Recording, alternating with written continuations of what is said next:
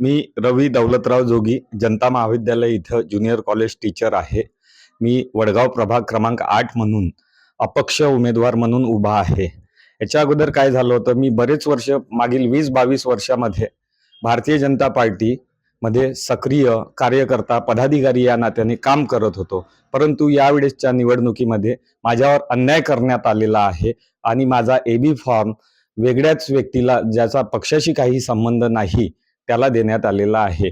नंतर काय झालं, मग सुनीता मॅडम, जे लोढिया मॅडम आहे, बऱ्याच काळापासून या वडगाव प्रभागाच्या नगरसेविका आहे, त्यांच्यासोबत मी व्यवस्थित एक युती केलेली आहे. सोबत राष्ट्रवादीचे 2 उमेदवार आमच्याशी जुळलेले आहेत. चौघांचं आमचं पॅनल तयार झालेलं आहे आणि आम्ही पूर्ण आत्मविश्वासाने आणि जोराने प्रचार करून राहिलेला आहे. राहिला डेव्हलपमेंटचा जो विचार आहे प्रभागासंदर्भात, ज्या ज्या काही मूलभूत सुविधा नागरिकांना अत्यावश्यक आहे त्या आम्ही पूर्ण करण्याचा आमचा मानस आहे. तरी वाट फिरत असताना असं कोणत्या समस्या तुम्हाला जाणवल्या? बऱ्याचशा समस्या आहे. कसं आहे, वडगाव प्रभागामधील बराचसा हा परिसर हा जुना शेतीचा भाग आहे. तर इथं मुख्य समस्या जी आहे ती नाल्यांची समस्या आहे. तर आमचं समोर आम्ही जर जिंकून आलो, जिंकून तर येणारच आहोत 100%, आणि ड्रेनेज जो आहे तो व्यवस्थित करण्याचा आमचा प्रयत्न राहील आणि पिण्याच्या पाण्याची समस्या.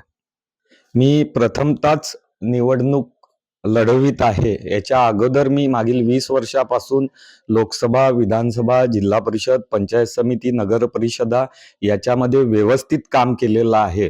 परंतु उमेदवार म्हणून मी प्रत्यक्षात प्रथमतः निवडणुकीच्या मैदानात उतरलेला आहे.